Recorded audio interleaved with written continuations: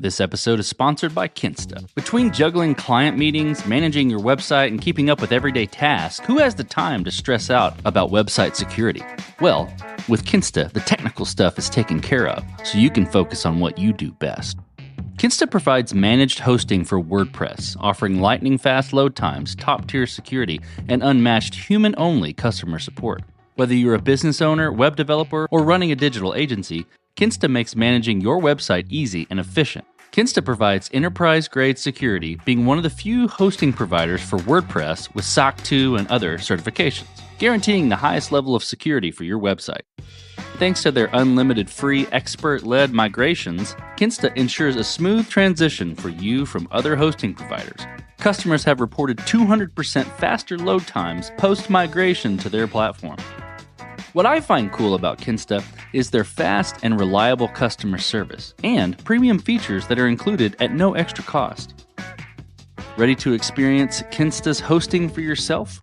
Get your first month free when you sign up at kinsta.com today. That's KINSTA.com.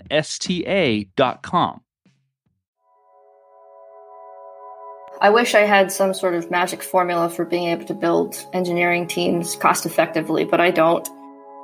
Particularly at HopSkipDrive, the biggest thing is trust. You have to know that you can trust this person, not just because it helps you work more effectively together, but because our particular product and the service that we offer involves driving kids everywhere they need to go. The relationships that I've built with people on the engineering team and product teams and people across the company and the things that they've taught me, I think those are the things that are priceless. My name is Sophy Lee, and I am the CTO of HopSkipDrive.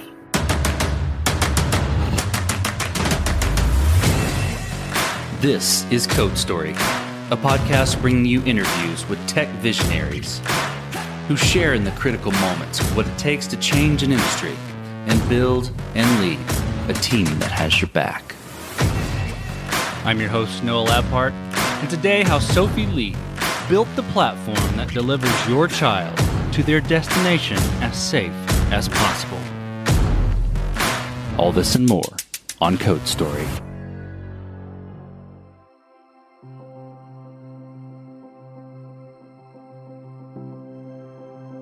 Sophy Lee was born in China, but grew up in a lot of countries and places. She grew up in Australia, lived all over Texas, and went to Harvard for undergrad, studying economics. She is an avid bike racer, mainly on the road, and a triathlete. The combination of living in different places, school, and racing led her into the tech world. In fact, she moved to San Francisco to race, though she had taught herself to program post-college and had an idea brewing in her head on how to become a better engineer in San Fran. Sophy has been working on her current product for 6.5 years, starting in a different company formerly known as Shuttle. The product was built originally to map out a trip from point A to point B and have a driver give a protected ride to a child. 4 years ago, her current company acquired the product, at which point she joined as CTO to lead the technology and information security team. This is the creation story of HopSkipDrive. HopSkipDrive is a safety-focused and tech-enabled transportation solution built just for kids. So what this means is that we help schools, government agencies, families simplify their logistics and save them a lot of time. I started working on this product 6.5 years ago, actually at a different company called Shuttle, which was based in San Francisco. And then about 4 years ago, HopSkipDrive, which is based in Los Angeles, acquired Shuttle for its technology, and I came along and joined HopSkipDrive as CTO. The Shuttle product was identical to what exists now at HopSkipDrive. When I went from Shuttle to HopSkipDrive, we took all the apps, all the websites, everything, all the technology, and implemented it at HopSkipDrive and replaced everything that had been built up to that point. So Shuttle was also a transportation solution. At the time, though, Shuttle was focused only on families. It wasn't until I joined HopSkipDrive that we started to work with schools and government. Well, this will be really interesting then, because this is kind of two inception stories, right? Yeah. From Shuttle standpoint and then from a HopSkipDrive standpoint. And they probably had, their own sets of MVP type problems. So I'll start with Shuttle. So tell me about that first product, since you were one of the first engineers. Tell me about that first product, how long it took to build, and what sort of tools you used to bring it to life. In terms of being able to just give a ride to go from point A to point B and have the driver be able to complete the trip, that took about a couple of months. To actually have a full-fledged product where we could guarantee safety for the children and monitor all the rides, that took about a year for it to reach something that I would consider a very high-functioning MVP. We built that original set of technology in Rails, Postgres. We were hosted on AWS. We had a couple of microservices written in Golang. We had 4 mobile apps, so a native Android and iOS app for parents to book their rides, and another 2 for drivers to be able to complete their rides. So when you're building MVPs, right, you got to make decisions and trade-offs. What sort of, decisions and trade-offs do you remember from those early days of Shuttle, and how did you cope with those decisions? It's funny because during the early days, you don't think about them as decisions because you're so resource-strapped and time-strapped that it seems like there is no other choice. One of the things that really stands out is that we had a very small team. We had quite a lot of the API that we needed to build out. We had 2 Ruby on Rails developers and 1 engineer who was not interested in learning Rails, and he only wanted to build things in Golang. So what ended up happening is that there were a lot of parts of our API that got written in this different language that got written in Go, just because it was the people and the talent that we had at the time. We didn't realize it, but this had a pretty large effect on the development of the technology and the evolution of our tech as time went on. And then I think the second trade-off that we made, which it wasn't a decision, we were just forced into it. We didn't have a tremendous amount of time to do any sort of design testing or user testing. All of the features that we built were basically the first version that the designer thought of and came up with. And she was fantastic at what she did. And so I think what we built was really good. In retrospect, though, it would have been great if we had laid out maybe a couple of different options to users and picked the best iteration. But like I said, we just didn't have time to be able to do that. Sure, that makes sense. I mean, in the early days, you're trying to get something out there quickly so that you can take that feedback and then iterate on it. So it's hard to have the time to lay out, well, which one do you like first so we can get it right out of the gate. Is that right? Exactly. And in our particular business, high season is back to school. And so it's not like you can take an extra month if you want to. It's not really a choice. We have this hard deadline of mid-August, and if you want to release any big new features, it has to be done by that time. So you built this original product, you have a back end, you got mobile components, you've made the trade-offs, and how did you progress the product from there, and how did you mature it? And what I'm really kind of looking for is, how did you lay out that roadmap of what's the next most important thing to build? The biggest shift in how we progress the product and the roadmap was that in the early days, and we still sometimes fall into the trap, we think that there are silver bullets. If only we build this particular feature, if only we add this particular website, it's going to transform the business and everything's going to be great. And I think we learned over time that there is no silver bullet. The size of our projects have actually shrunk over time. Some specific examples of this are in the early days, we thought that if we added carpool to the product offering, then it would change the unit economics of the business and everybody would use this feature. And as it turns out, carpool is not a particularly popular feature. It's compared to some of the other things that we've built that have taken much less time. In terms of how we've adapted to it, we've started to instead take more of a business needs focused way of prioritizing our roadmap. So we look for opportunities that sprout up over the business, oftentimes completely unexpected, unanticipated needs. And then we try to build a very small MVP to service that. So the first big shift after I joined HopSkipDrive is that we really started to focus on working with schools and working with government agencies.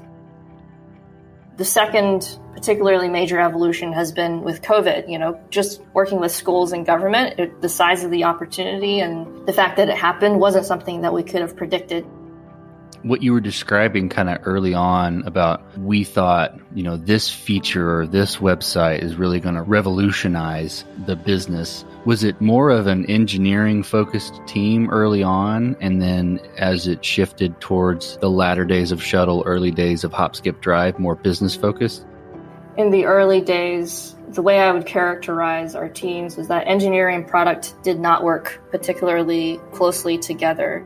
The other thing was that the engineering and product teams weren't as dialed into what the actual problems and needs were of our customers and our internal teams as much as we could be. So you can just sort of imagine as two detached pods just floating in their own space, coming up with their own priorities and roadmaps, and then hoping that that'll be effective. I mean, we were fairly effective in the beginning, but I think over time, what changed is that engineering and product, we almost operate as a single team now in the level of collaboration that we have and the way that we plan. We focus so much on talking to our users, both external and internal, to determine what our priorities should be. Let me double back a little bit then, because you mentioned part of this a bit, but tell me about the transition from Shuttle to HopSkipDrive and technology-wise. What did that look like? Did you have to build something new? What did it look like to replace all the products? Was it just kind of a total replacement, or was there integration? Walk me through some of that. So that was probably one of the most intense years of my life. So Shuttle actually ran out of money, and that's the reason that we shut down. When that happened, I was convinced that I was never going to work on this product again.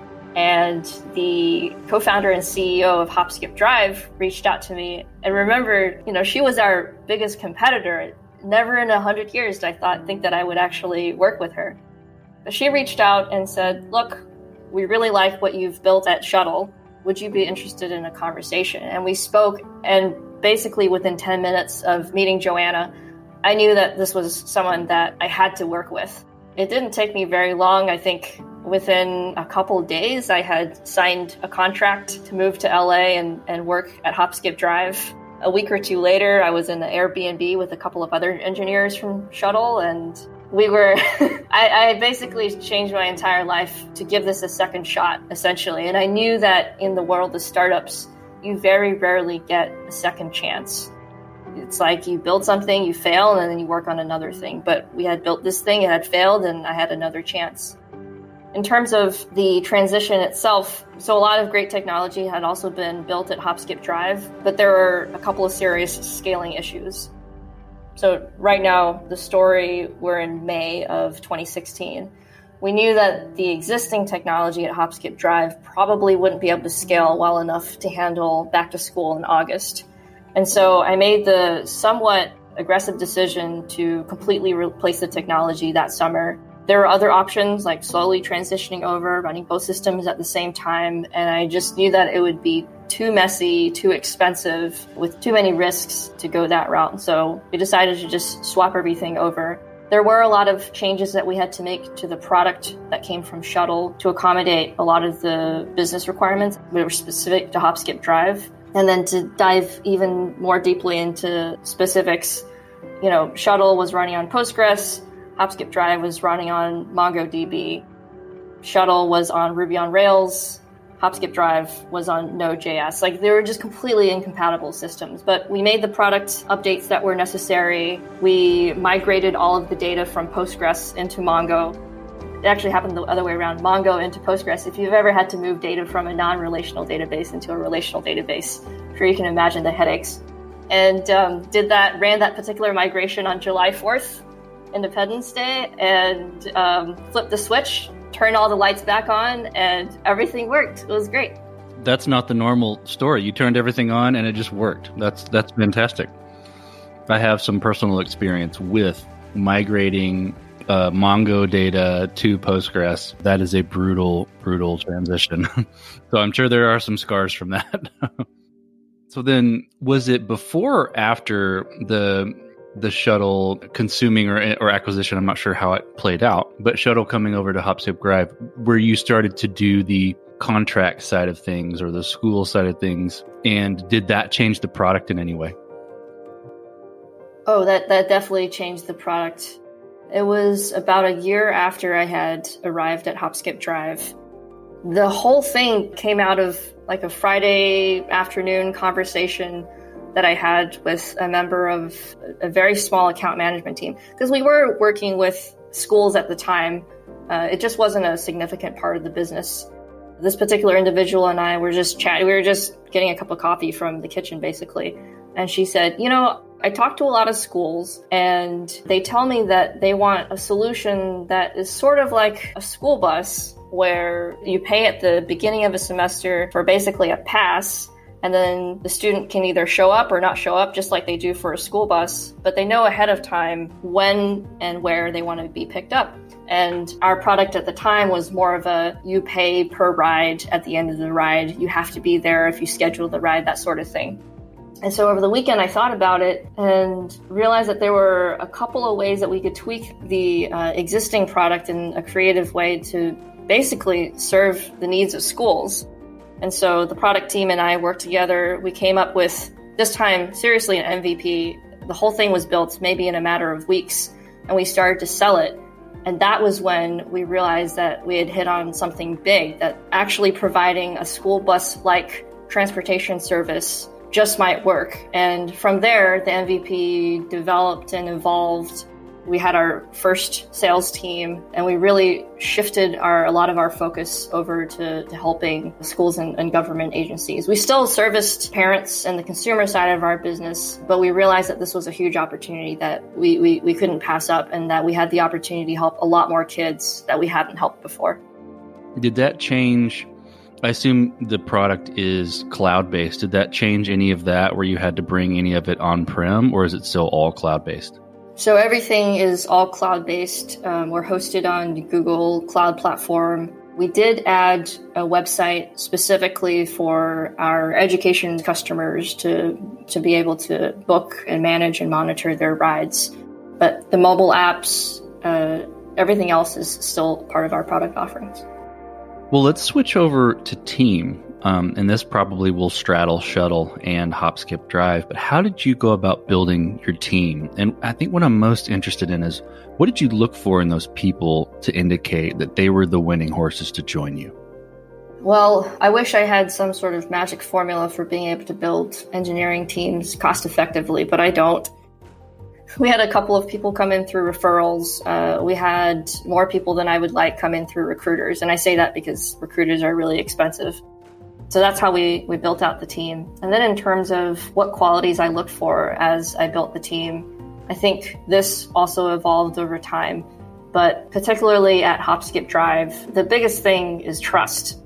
You have to know that you can trust this person, not just because it helps you work more effectively together, but because our particular product and the service that we offer involves driving kids everywhere they need to go. I have a little brother who's a lot younger than me. At the end of the day, I think to myself, is this somebody who I would be willing to have take care of my little brother? That's really how I think about it. Because if I can say yes to that question, then I know that I have enough trust in this person to be able to work on our technology. In terms of other traits, I look for someone who has great communication skills, communicates clearly and honestly. I look for people from very different backgrounds, not just in terms of typical demographics, but also the types of companies that they've worked at, just because I want to foster a lot of debate and disagreement when it comes to figuring out the best solution for our technology. I look for integrity. Is this someone who is going to do what they say, and are they going to clean up their messes? Are they going to take responsibility for not just their successes and their failures? Finally, if all those things check out, I look for someone who can write clean, efficient code. So our entire hiring process has been iterated on almost like software itself. Throughout the entire interview process, it's full of questions and challenges that very closely resemble what they would actually be doing on the job. So there's very little theoretical questioning, very little whiteboarding or anything like that, because you don't whiteboard code when you actually work on an engineering team. It's funny, one of the coding challenges, it always correlates with how they code further down the line. The best solution for this particular challenge, you can write in a couple of lines.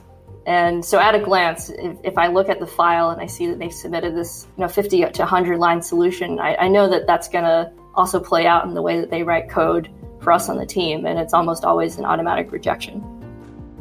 I'm curious of those, characteristics that you look for in those people. How do you maintain or build and maintain that team culture where those characteristics can flourish? Meaning you have people that are from different backgrounds, different experiences, to where you can have people that are going to debate the right solution. How do you foster that type of culture? I think through two things. The first is that I think the way that a team operates flows directly from what the leader of the team does. And I've done a lot of work, probably hundreds or maybe even a few thousand hours of coaching, of courses to work on my own communication and my own blocks and beliefs that prevent me from being all of those things that I just described. And I think that if the leader of a team is able to exhibit those behaviors, then it's a lot easier for the team to exhibit those behaviors. And then the second thing is a lot more structural. So we've built in a couple of very lightweight meetings that basically foster this particular way of operating. So we have a retrospective every 2 weeks, but the retrospective is designed in a very specific way. Even in the agenda, there's no blaming or finger pointing in the retrospectives. A different person runs the retrospectives every 2 weeks. It's action item oriented. There's no complaining. If you bring up a topic, be also prepared to bring up some solutions, that sort of thing. We have a very robust postmortem process. It's robust, but it's simple. That, in all honesty, I modeled after a talk that I heard from the Google SRE team. And it's also about a blameless culture where you take responsibility. And when something goes wrong, you bring it up immediately. And what are the action items to make sure that we don't repeat this in the future? I mean, none of these are particularly revolutionary, and I think a lot of teams do it, but we make these the staples of how the team operates when things go wrong. Because I think that everyone can get along and be happy when we're all in agreement and things are great and everyone's in a good mood and we've all had lunch and coffee and whatever. But it's when someone breaks production or you launch a feature and it completely flops, I think that's when the character of a team is forged. And so these particular regular meetings that we have and processes that we have are there so that we catch these situations and make sure that we respond to them in a way that's productive and supportive of the team, and just continuously makes the team better and better. Let's switch over to scalability a little bit. You touched on this with Shuttle having a couple of microservices in the beginning, but I'm curious at how it evolved, and you touched on it a little bit with the HopSkipDrive transition, but did you build this to scale efficiently in the beginning, or were you fighting this as you grew? I would say a little bit of both. The biggest trade-off, I think, for an early startup company is you can build it perfectly to scale, and what you'll probably end up doing is overbuilding, and you may not even have the scale that you're anticipating because, let's say, the product that you built isn't the right one. I will say that we were lucky in that a couple of the early members of the team had come from larger companies where they had to work on scaling issues. And so we didn't make any of the obvious scaling mistakes that we could have.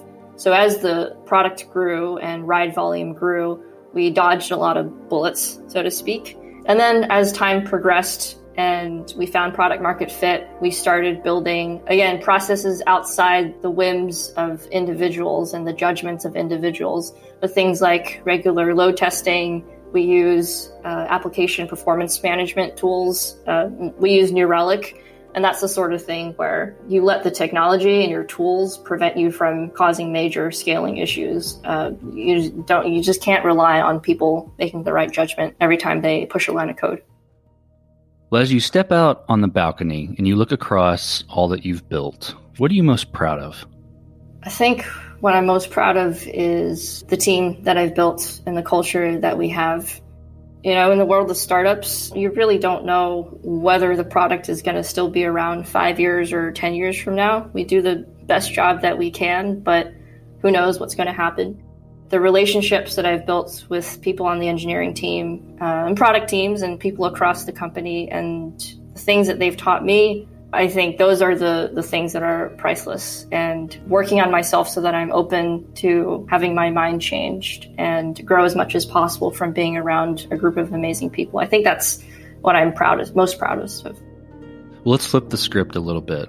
Tell me about a mistake you made and how you and your team responded to it. So we never deploy on weekends, but there's this thing with daylight savings time where we have to deploy on a weekend twice a year. And I basically deployed the wrong branch. I merged the wrong branch and therefore deployed the wrong commits into production. Fortunately, all the stuff that was deployed to production, which at this point had been untested, was all written really well. So there were no bugs in production, but it could have caused a fire.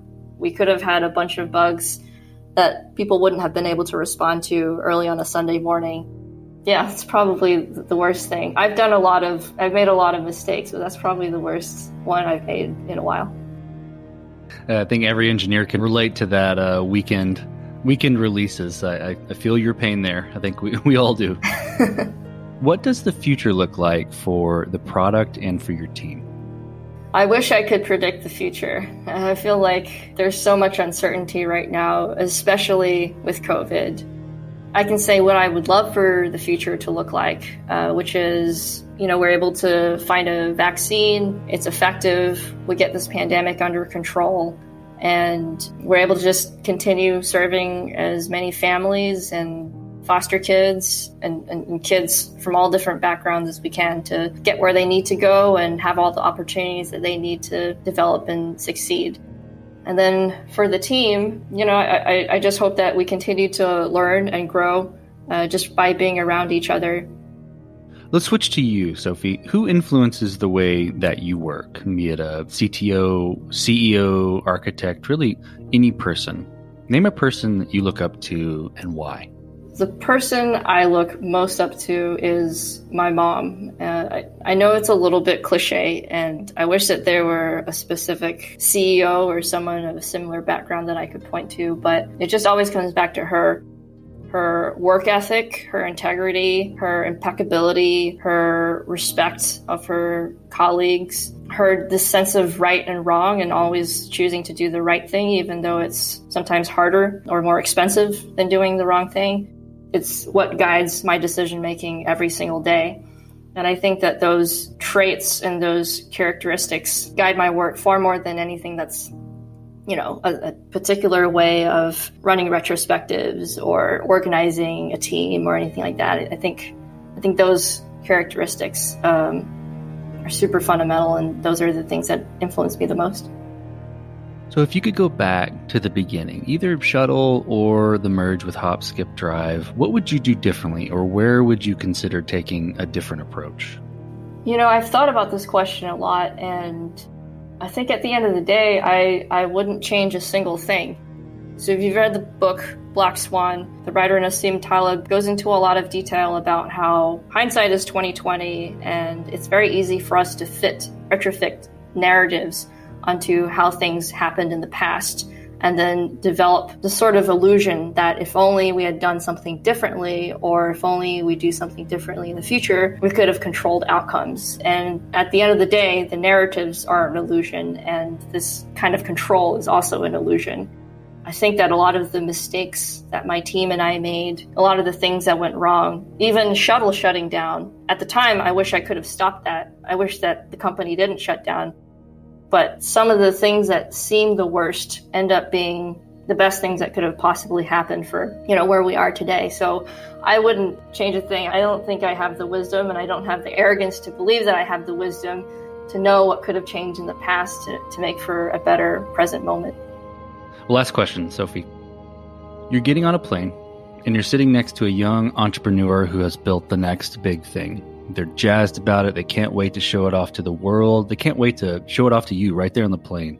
What advice do you give that person, having gone down this road a bit? I would say to work on yourself.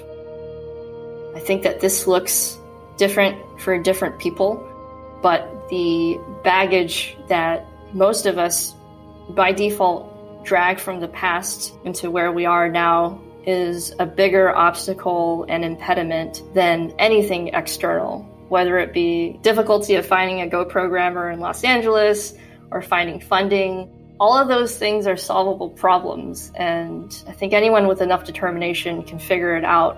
The thing that's often in our blind spot and prevents us from actually fixing these very solvable problems are the things that we're dealing with inside ourselves, the voices in our heads, the things that have happened to us in the past. So I would say before you try and go and change the world, spend a little bit of time, spend a little bit of money to work on yourself, because it'll pay bigger dividends than anything else than you could work on. That's fantastic advice.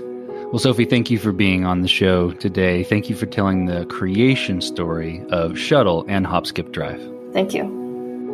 And this concludes another chapter of Code Story. Code Story is hosted and produced by Noah Labhart. Be sure to subscribe on Apple Podcasts, Spotify, or the podcasting app of your choice. Support the show on patreon.com/codestory for just $5 to $10 a month. And when you get a chance, leave us a review. Both things help us out tremendously. And thanks again for listening.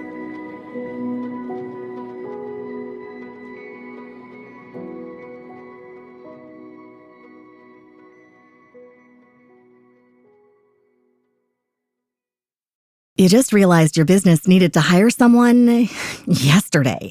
How can you find amazing candidates fast? Easy. Just use Indeed. Stop struggling to get your job post seen on other job sites. With Indeed sponsored jobs, your post jumps to the top of the page for your relevant candidates, so you can reach the people you want faster. According to Indeed data, sponsored jobs posted directly on Indeed have 45% more applications than non-sponsored jobs. Don't wait any longer. Speed up your hiring right now with Indeed. And listeners of this show will get a $75 sponsored job credit to get your jobs more visibility at Indeed.com/PODKATZ13. Just go to Indeed.com/PODKATZ13 right now and support our show by saying you heard about Indeed on this podcast. Terms and conditions apply. Hiring? Indeed is all you need.